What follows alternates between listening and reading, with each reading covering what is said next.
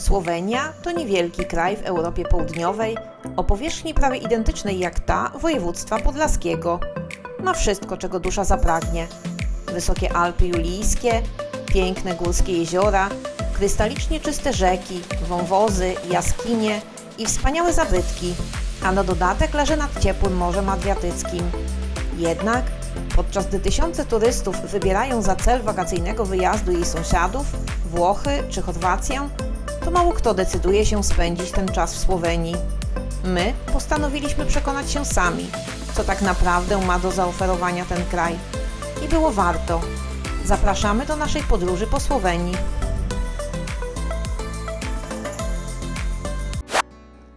Niecałą godzinę jazdy od granicy leży Bled. To takie słoweńskie 4 w jednym. Pod tą nazwą kryją się w rzeczywistości miasto, jezioro, wyspa i zamek. Samo miasteczko to pięknie położony, ale bardzo zatłoczony kurort, w którym znalezienie miejsca parkingowego, szczególnie dla kamperów, graniczy z cudem. Wokół jeziora, równolegle do drogi, poprowadzono ścieżkę pieszo-rowerową. Ścieżka ta okrąża całe jezioro Bled i ma 6 km. Samo jezioro nie jest duże. Ma nieco powyżej 2 km długości i też nieco powyżej kilometra szerokości. Chcąc zobaczyć jezioro Bled z góry, można wspiąć się na jeden z 2 szczytów, Ojstricę lub Małą Osojnicę. Szlaki zaczynają się przy drodze okalającej jezioro. Są dobrze oznakowane. Jeśli chodzi o szlak na Ojstricę, to początkowo jest dość łagodny, później momentami nieco stromy i kamienisty, a pokonanie go zajmuje około pół godziny. W nagrodę za wspinaczkę otrzymuje się obrazek, jaki znajduje się na większości folderów promujących Słowenię.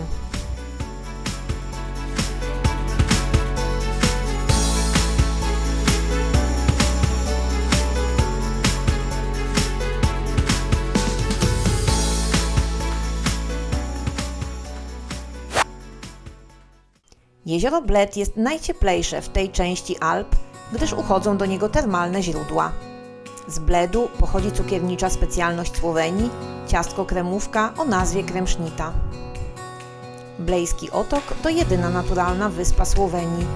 Płynie się na nią dużymi, wieloosobowymi łodziami o nazwie Pletna. Można też wypożyczyć małą łódkę albo w Bledzie, albo w przystani położonej bliżej wysepki, skąd dopłynięcie zajmuje parę minut.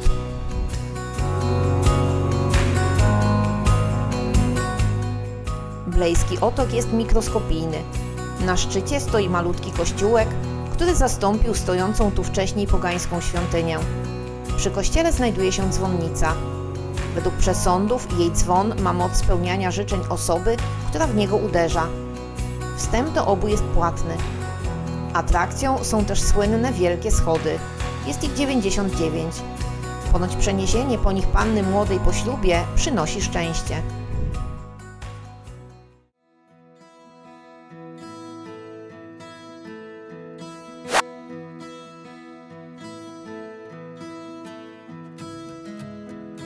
Kolejna atrakcja to najpopularniejszy wąwóz Słowenii – Windgar. Szlak w wąwozie jest jednokierunkowy. Oznacza to, że trasę w jedną stronę przechodzi się dosłownie jego dnem, zaś w drugą trasą alternatywną poza nim. Ich kolejność zależy od tego, w jakiej miejscowości zaparkuje się samochód i rozpoczyna wędrówkę. My wystartowaliśmy z miejscowości Blejska Dobrawa, więc najpierw pokonaliśmy trasę obchodzącą wąwóz. Obeszliśmy go z lewej strony, kierując się drogowskazami na Bled i Świętą Katarinę. Jest to bardziej widokowa, ale dłuższa trasa. Ma 6,5 km. Bilety kupić można bezpośrednio przy wejściu do wąwozu. Można tu wchodzić z psem, ale i dla niego należy kupić specjalny bilet. Wąwóz Windgar uznawany jest za najpiękniejszy w Słowenii. Odkryto go stosunkowo niedawno, bo w 1891 roku. Ściany wąwozu schodzą często prosto do rzeki i aby umożliwić w ogóle przejście jego dnem, trzeba było zainstalować w wielu miejscach specjalne pomosty i kładki. Windgar ma długość 1,6 km i jego dnem płynie rzeka Radowna. wąwóz kończy się 13-metrowym wodospadem Szum.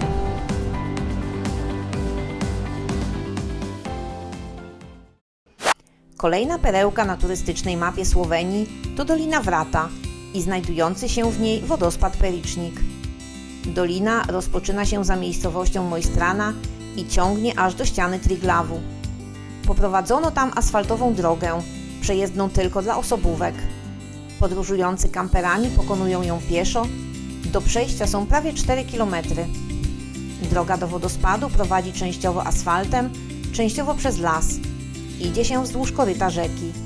To Triglavska Bystrica.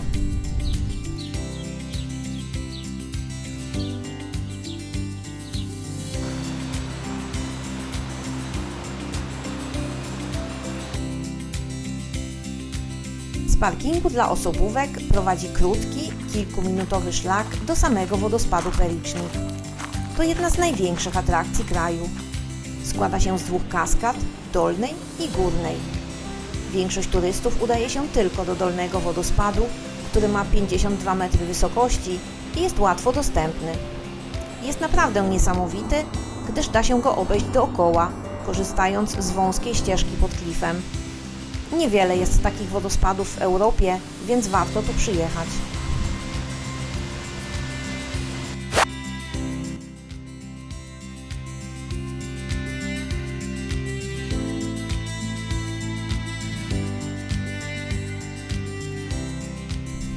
W wiosce Gost Martuljek można pokusić się o krótki trekking do wodospadu Martuljek. Idąc najpierw lasem, a potem szlakiem wzdłuż koryta rzeki, po około 40 minutach dociera się do niewielkiego mostku, a zaraz potem do dolnej kaskady 50-metrowego wodospadu.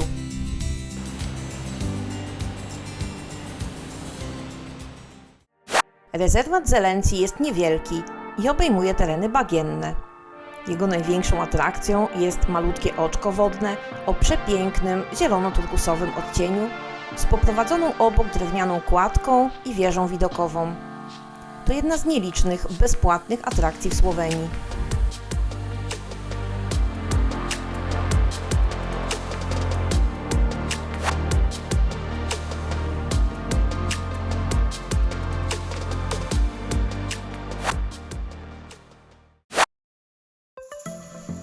Planica to znany kompleks skoczni narciarskich.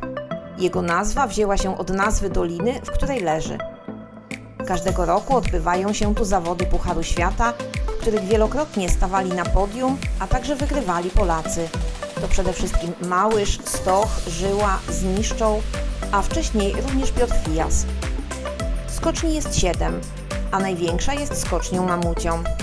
Przez wiele lat zwana była Welikanką, Olbrzymką, lecz w 2004 roku nazwę zmieniono na Letalnica, co w tłumaczeniu z języka słoweńskiego oznacza po prostu skocznię do lotów narciarskich. Rozmiar skoczni wynosi 240 metrów i jest to druga największa skocznia na świecie, zaś rekord należy do Ryoyu Kobayashi i wynosi 252 metry. Na terenie kompleksu Planica znajduje się camper park.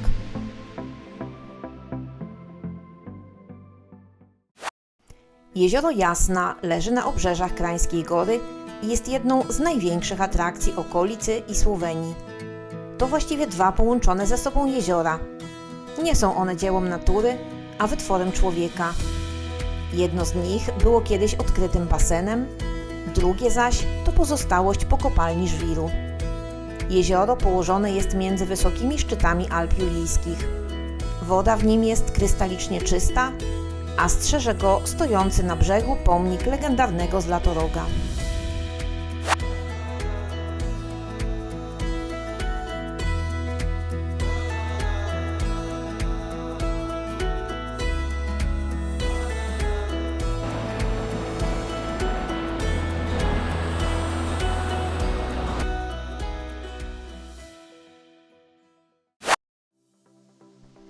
Droga 50 zakrętów to taki słoweński odpowiednik norweskiej drogi troli.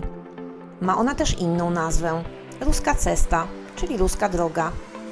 Nazwa pochodzi od budowniczych drogi, którymi byli rosyjscy jeńcy wojenni z I wojny światowej. Zakręty na drodze są numerowane, często mają po 180 stopni, a mniej więcej w połowie dociera się do najwyższego punktu – przełęczy Wrsicz, leżącej na wysokości 1611 metrów nad poziomem morza. Rozciągają się stąd przepiękne widoki na szczyty Alp Julijskich.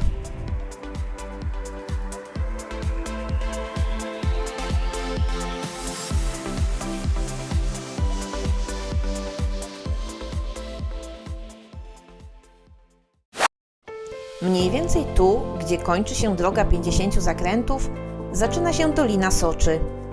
Przez wielu uważana jest za najpiękniejszą słoweńską dolinę. Płynąca jej dnem Socza ma przepiękny turkusowy kolor, a droga prowadzi bezpośrednio przy niej. Od czasu do czasu mija się przewieszone przez rzekę mniejsze lub większe mostki wiszące i kładki, z których można popatrzeć na rzekę z góry. Najbardziej widowiskowy jest fragment doliny wzdłuż górnego biegu rzeki, gdyż jest tam najmniej zabudowań. Są głównie łąki, lasy i w tle wysokie góry. W dolinie rozpoczyna się wiele szlaków pieszych. Najbardziej popularne to wąwóz Tolmin i szlak do wodospadu Kozjak.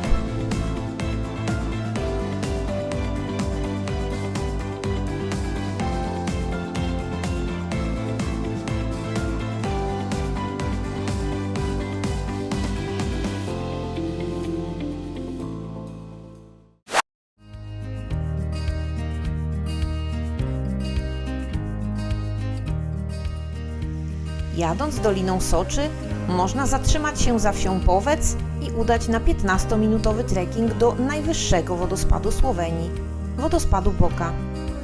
Ma on 136 metrów wysokości, jednak jego wielkość trudno jest docenić, bo platforma widokowa znajduje się dość daleko od niego i nie widać nawet całego wodospadu.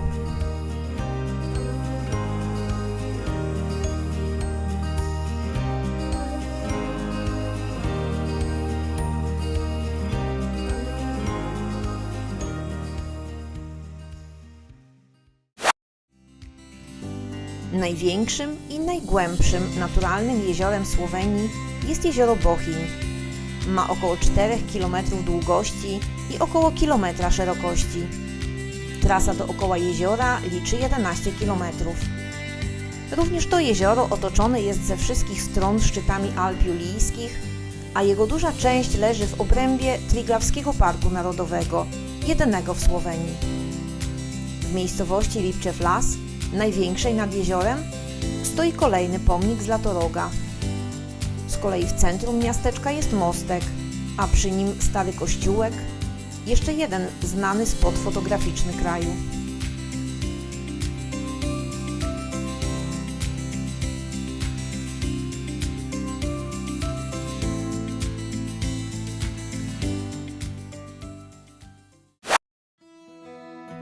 Kilka kilometrów za leżącą na końcu jeziora Bohinj wioską Łukanc znajduje się płatny parking, z którego prowadzi szlak pieszy do wodospadu Savica.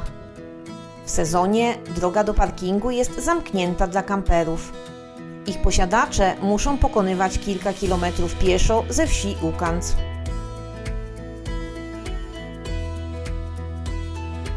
Wstęp do wodospadu jest płatny.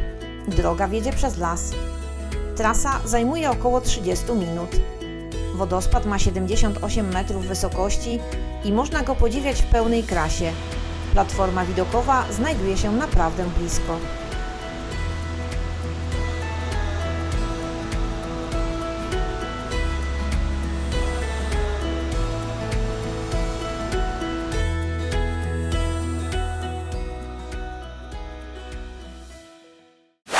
Wiele dróg Słowenii to w zasadzie wąskie, kręte dróżki, wijące się między wysokimi szczytami górskimi i prowadzące przez malownicze wioski i miasteczka.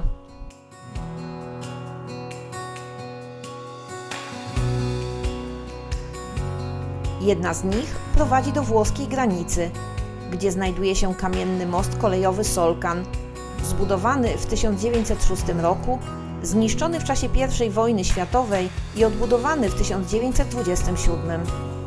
Długi na 220 metrów, prawdziwe arcydzieło i zabytek techniki. Jego 85-metrowy łuk czyni go największym tego typu kamiennym mostem na świecie. Pod mostem płynie rzeka Socza. Słowenia ma dostęp do Morza Adriatyckiego. Jej linia brzegowa wynosi około 40 km. Na wybrzeżu leżą 4 miasteczka, różniące się od siebie i warte odwiedzenia. Najbliżej Włoch leży Koper, wchodzący przez wiele lat w skład Republiki Weneckiej. Dziś to duże miasto i jedyny port handlowy kraju. W labiryncie wąskich uliczek Starówki kryją się 2 place – Titowturk i Prešernov-turk, a na nich najważniejsze zabytki Kopru – katedra z dzwonnicą i pałac pretorów oraz brama Muda i fontanna da Ponte, mała replika weneckiego mostu Rialto. Ta była kiedyś jedynym źródłem wody pitnej doprowadzanej na wyspę akweduktem, bo co ciekawe, Starówka w Koprze była kiedyś właśnie wyspą, otoczoną ze wszystkich stron solankami. Gdy te stały się siedliskiem malarii, zasypano je i wyspa połączyła się z lądem. Dzisiejsza Starówka graniczy z nowoczesnym portem jachtowym, przy którym jest piękna promenada i rozległe tereny zielone. Kolejne miasteczko nadmorskie to Izola. Nazwa ta oznacza wyspę i Izola była nią jeszcze na początku XX wieku. Podobnie jak Koper otoczona była salinami, które z powodów sanitarnych trzeba było zasypać. Spośród wspaniale zachowanych zabudowań Starówki wyróżniają się 2. To pałac Bessengi degli Ugi, ponoć najpiękniejszy budynek w mieście, oraz stojący w jej najwyższym punkcie kościół świętego Maura.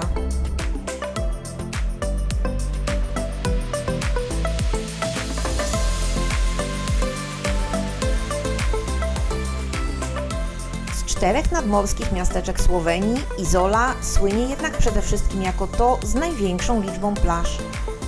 Odcinek wybrzeża na nią przypadający to 5 km, a plaż jest aż 8. Między plażami w samym centrum znajduje się też dość duża, ale klimatyczna marina.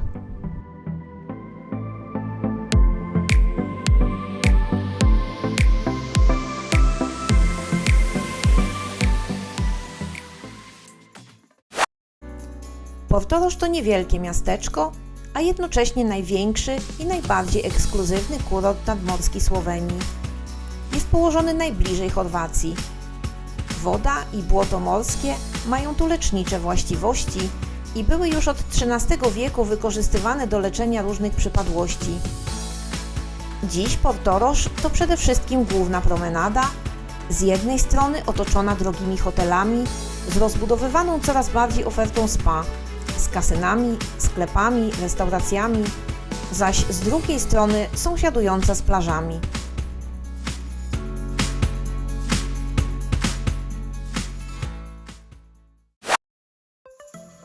Piran położony jest na wrzynającym się daleko w morze wąskim Cypru. Jego średniowieczna zabudowa o typowo włoskim charakterze przypomina o długiej przynależności miasta do Republiki Weneckiej.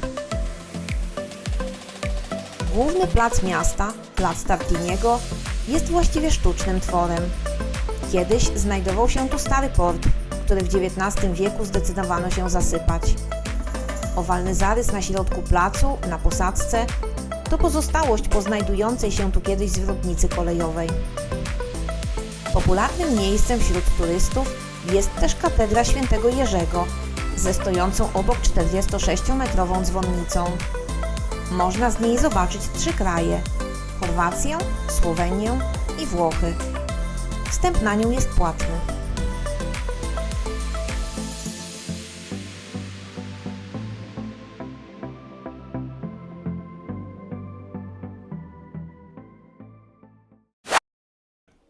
Saliny Seczolie leżą na terenach, gdzie już od średniowiecza pozyskuje się sól. Jest to możliwe dzięki dużemu zasoleniu morza w tym rejonie. Saliny podzielone są na 2 części – Lera i Fontanice. Część Lera jest po dziś dzień eksploatowana. Sól pozyskuje się tu ręcznie jak kilkaset lat temu. Jest tu też małe muzeum. Część Fontanice nie jest już czynną saliną. To ostoja wielu gatunków zwierząt, głównie ptaków. Saliny można zwiedzać. Wstęp jest płatny. Nie wolno tu wchodzić z psem.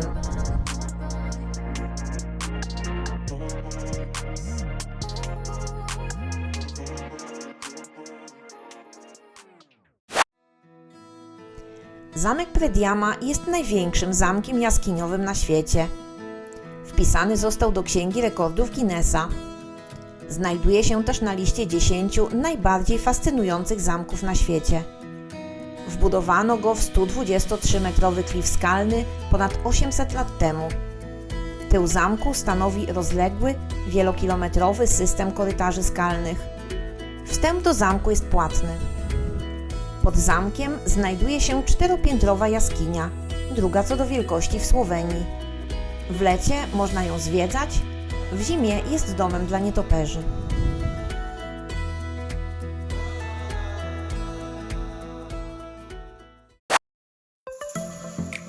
Lublana to jedna z najmniejszych stolic Europy, ma jednak wiele do zaoferowania. Większość atrakcji znajduje się w centrum, w bezpośredniej bliskości rzeki Lublanicy. Niedaleko od centrum zobaczyć można pozostałości rzymskiej osady Emona, założonej w I wieku przed naszą erą. Dała ona początek dzisiejszej Lublanie. Bulwar wzdłuż rzeki to popularne miejsce spacerów, zaś rejsy wycieczkowe po niej to możliwość zobaczenia miasta z innej perspektywy. Oba brzegi często łączą klimatyczne mosty lub kładki. Ozdobą bulwaru są fikuśnie poprzycinane drzewka i zabawne rzeźby ze stali, przedstawiające przede wszystkim smoki. Most Szewców rozpoznać można po zdobiących go kolumnach. Jego nazwa pochodzi od mieszkających kiedyś w jego pobliżu Szewców. Potrójny most to jeden z symboli miasta. Jego pierwszą wersję wzniesiono jeszcze w średniowieczu, zaś ta dzisiejsza powstała po I wojnie światowej. Jest dziełem architekta Jerzego Plecznika i składa się z 3 oddzielnych mostów. Sąsiadujący z potrójnym mostem plac Preszerena to główny plac stolicy. Na jego środku stoi pomnik France Preszerena, największego poety słoweńskiego, autora hymnu kraju.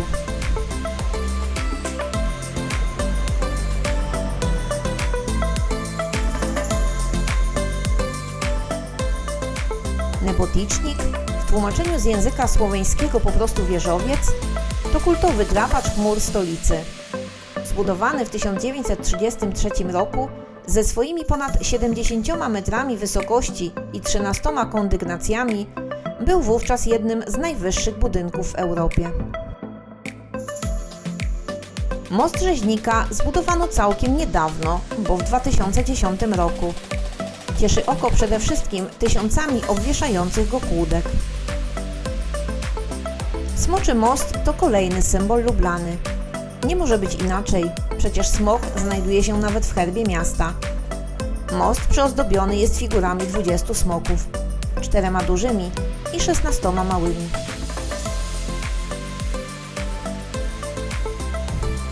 Do zamku Lubiański Grad można się dostać kolejką linową lub pieszo. Jego drewniany pierwowzór stał tu już w XIII wieku. Wstęp do zamku jest płatny. Metelkowa to centrum kultury alternatywnej. Obecnie niemal kultowe miejsce stolicy. Przez wiele lat były to koszary, które zostały opuszczone wraz z odejściem wojsk jugosłowiańskich w 1993 roku. W podupadających budynkach zadomowili się artyści. Stworzyli galerie sztuki, bary, pracownie artystyczne i kluby muzyczne. Kolorowe, pokryte graffiti budynki z dziwacznymi instalacjami na zewnątrz i wewnątrz tworzą niesamowity klimat.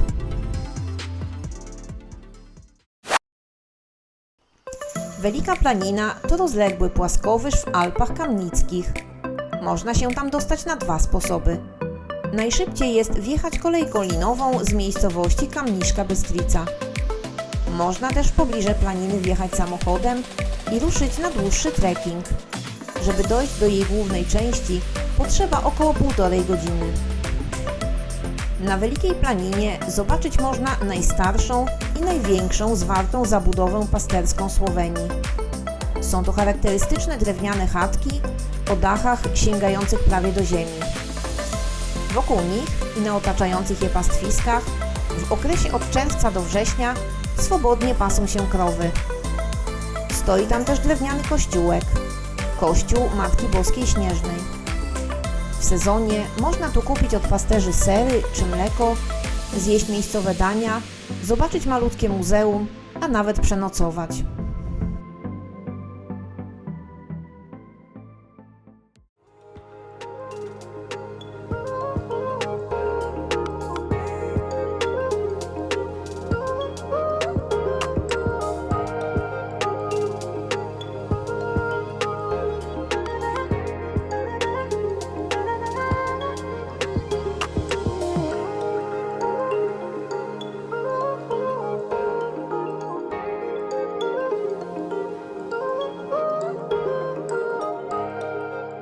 Nasza podróż po Słowenii dobiega końca. Żegnamy się z Wielkiej Planiny i Kodusia też się żegna.